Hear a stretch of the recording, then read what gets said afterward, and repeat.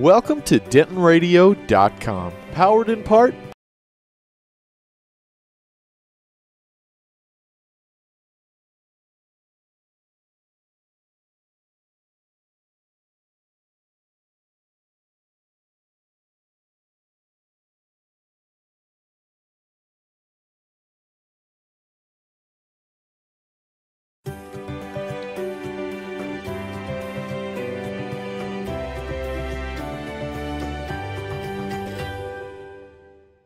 Welcome to DentonRadio.com, powered in part by Classic of Denton.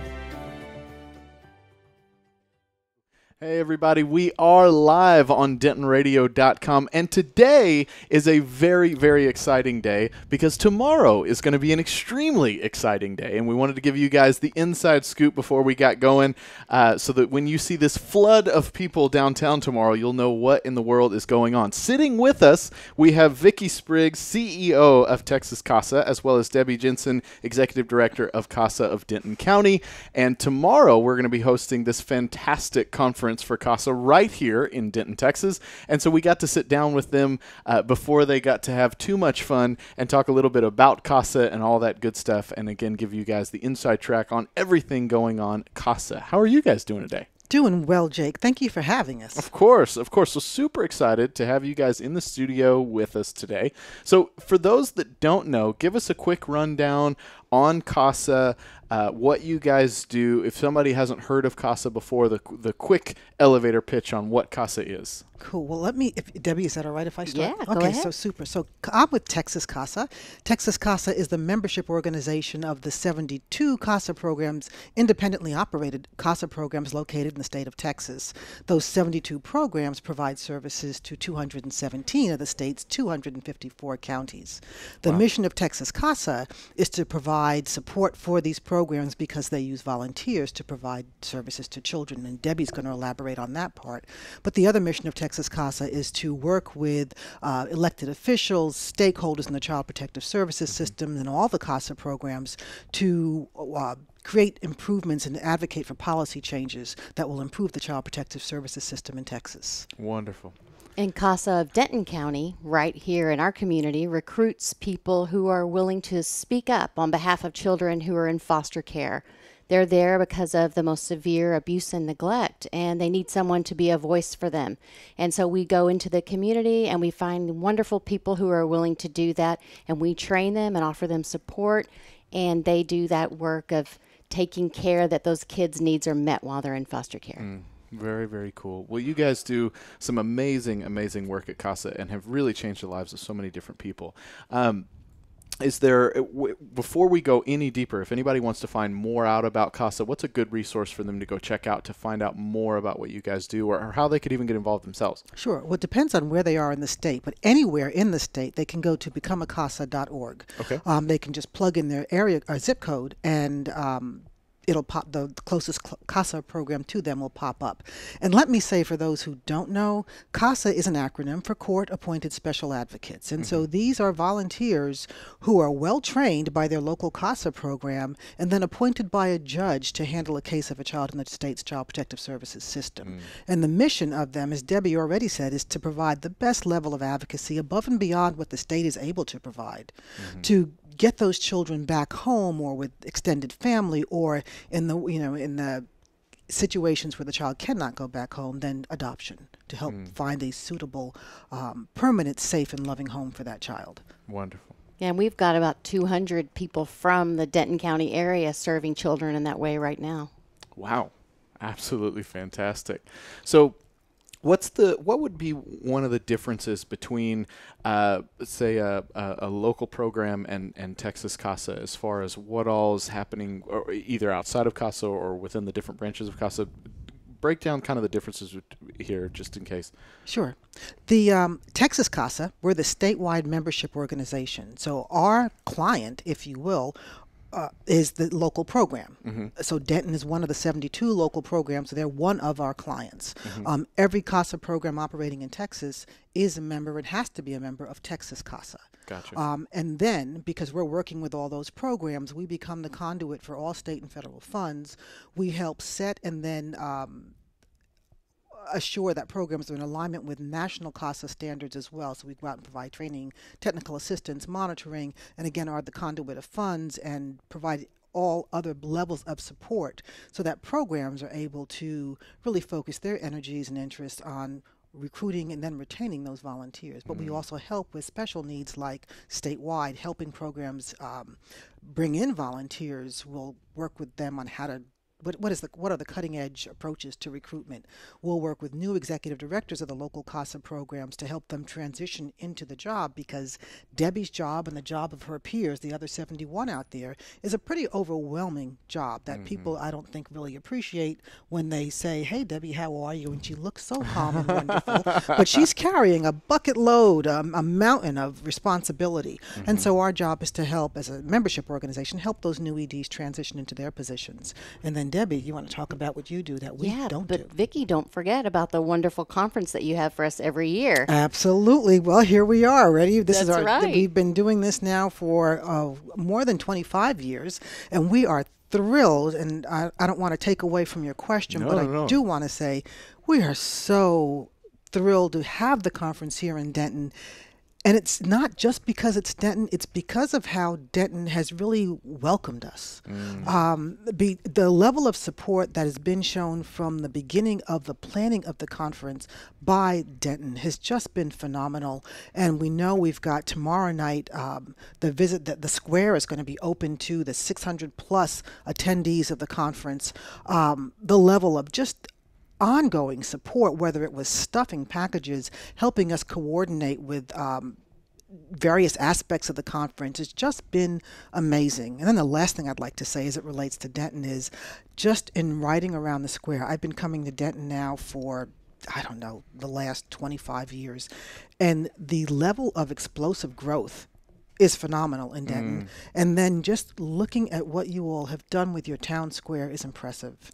And as I was saying to someone earlier, it is so nice to see that Denton has invested in its downtown to maintain the community sense and the uniqueness of Denton in the stores and the way you have maintained the square. It's just really, really nice to see, because so many places that I visited, and I visited a lot of the state over the years, you don't see that level of investment. And it makes a big difference in bringing people into an area and having them stay. So kudos on many levels to the leadership in Denton.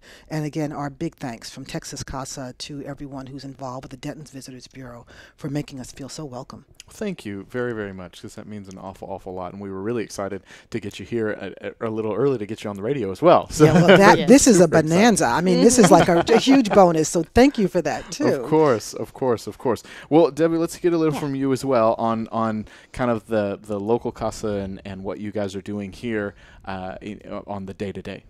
Okay, so like Vicki already mentioned, the explosive growth of Denton, but also Denton County is just exploding in growth. We've got so many more people moving into the county, and that means we've got more population overall, and unfortunately that means we have more incidents of child abuse and neglect.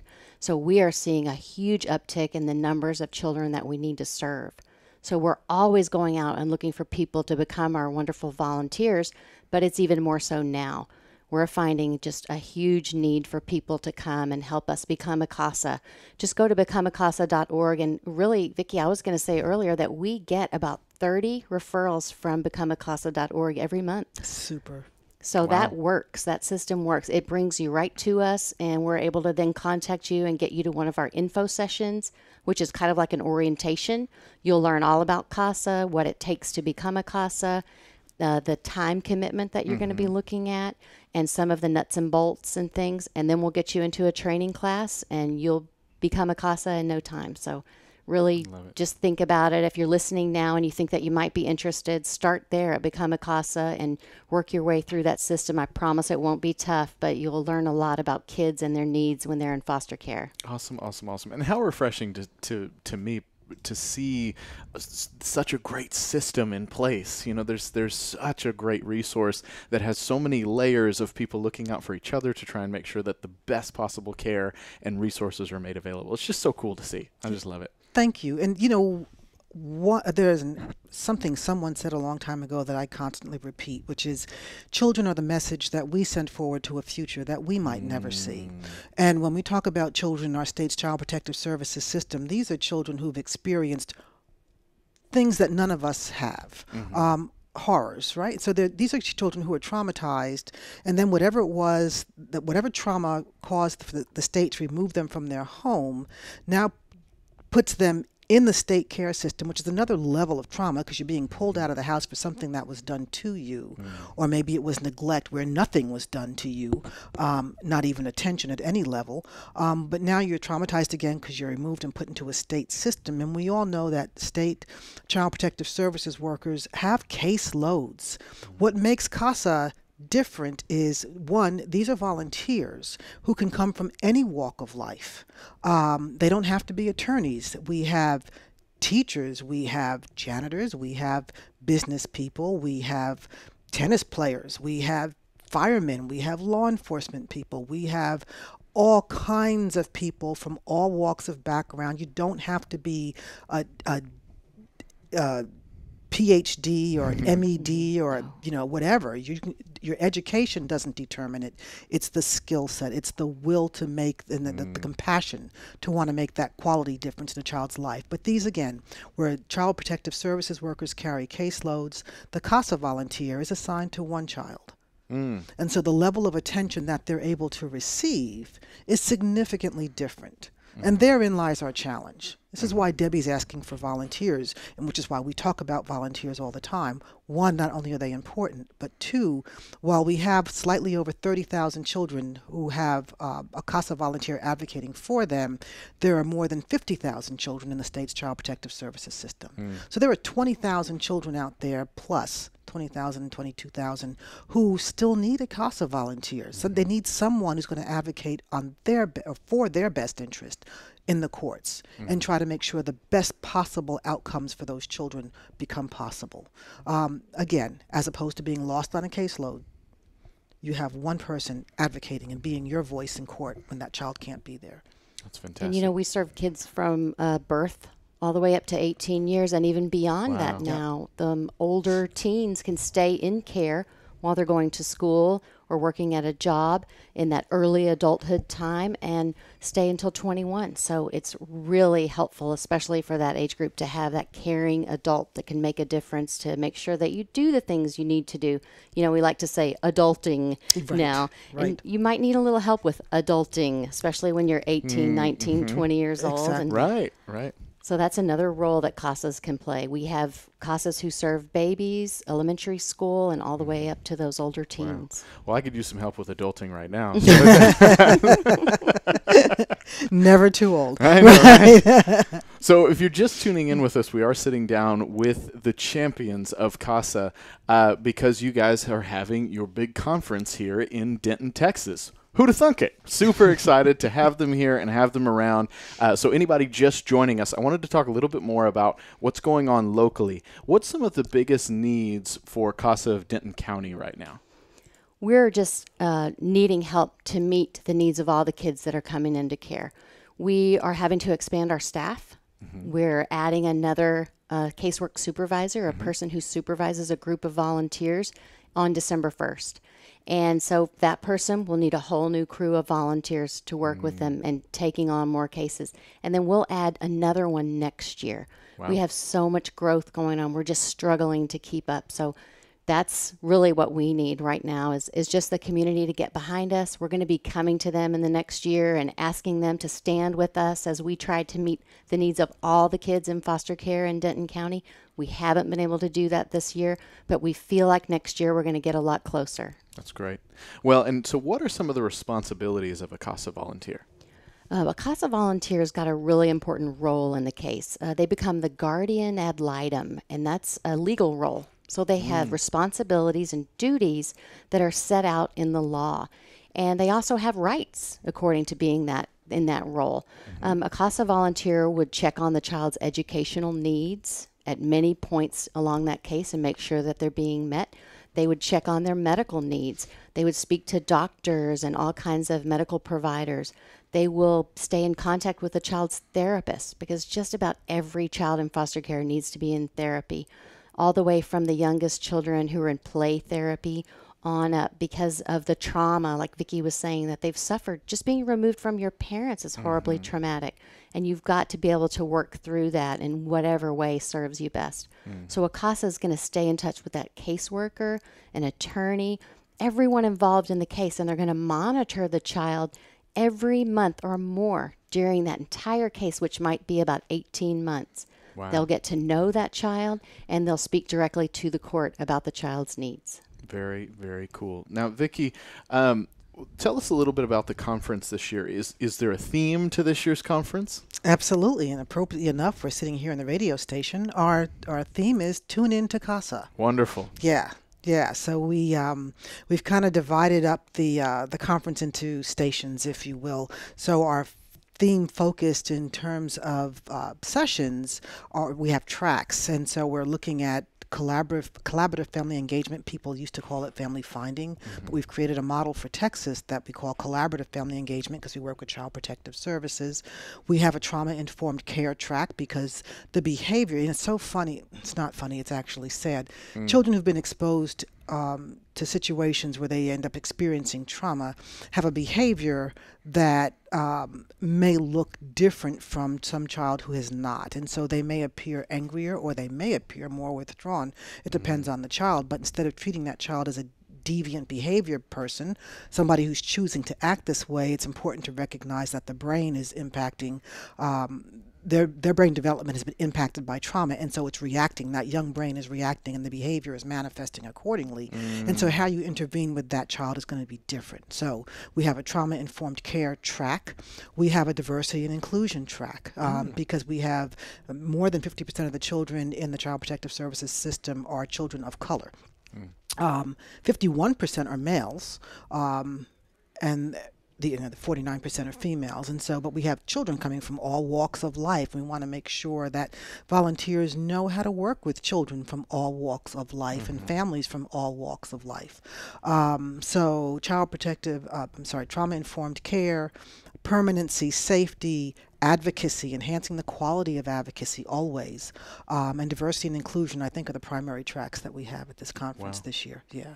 And then I have to say, as it relates to our conference, we always build in surprises for the attendees. And so we've done that again this year. And so I will say to anybody who's listening and attending there, if you're attending especially, you're going to have some surprises this year. Some are new, some you know to kind of anticipate because we have historically had a flash mob at every conference. Nobody knows when it's going to occur or if it's going to occur this year. Oh boy. But we also have some surprises, other surprises built in. So we are really, again, just so much support from Denton. The Denton community is going to make this conference even better than it would be without the nature and quality of support Denton has shown. So we're excited to be here. Well, thank you so much. And so how many people are attending this conference this year? About 600, a little more than 600. Right? Yeah. And tomorrow, you guys get to break away from the conference a little bit and come here to downtown Denton. So all of you guys watching at home and listening, there's going to be a lot of people in downtown Denton spending money. Spending money, which is really our merchants are really happy about that. But any CASA folks that are watching, you're going to see tune in to CASA and things like that on some of the doors of the places downtown, and that means they may have some special surprises for you. Ooh, nice. East Side is going to be doing some specials. They're going to, I'm just thinking of a few.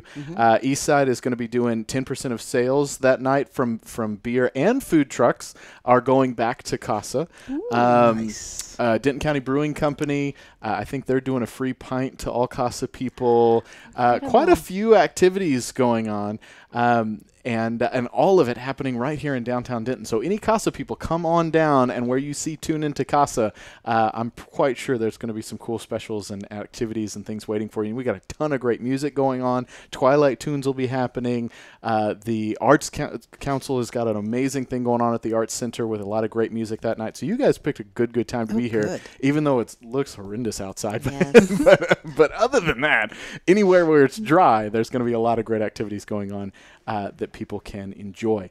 So before we wrap up, any last thoughts on CASA that we want to get out there? We've talked about how people get involved in CASA, but anybody that's just tuned in, let's talk about the website again and ways that they can get plugged in. Sure. The website, if you're interested in becoming a CASA or just exploring more of what CASA is, go to becomeacasa.org. Wonderful. And that's something that, we're really looking for men. There's a big male recruitment push throughout the state, and no more than here in Denton County. We need more men. Only 15% of our advocates are men. Wow. But like Vicki said, more than 50% of the kids are male. Wow. So we would really like to get more men. If they would just go to becomeacasa.org and get more information, we could loop them in right away. Awesome. Well, guys, stay tuned downtown and tune into CASA, because there is going to be a lot of awesome people here enjoying Denton, Texas, and a lot of great ways that you guys can get involved as well. So make sure you check it all out at becomeacasa.org. I got it. I didn't even write it down. Becomeacasa.org if you'd like to get involved and check it all out. Thank you guys again for bringing CASA here to Denton, Texas to be a part of our fun town. Super. Thank you, Jake, for having us. Well, and good luck with the conference, guys. It's going to be a great time. We're super excited about it. You guys check it all out, becomeacasa.org, and we'll be seeing you guys throughout the rest of the week when we've got these awesome CASA folks here. Stay tuned to DentonRadio.com. Don't go anywhere. We're going to be bringing you all that great local music. Well, thank you for tuning in. We hope you enjoyed the show. Be sure to check out DentonRadio.com for new Denton artists and where they're playing next. While you're surfing the internet, make sure you check out our friends Classic of Denton at ClassicofDenton.com.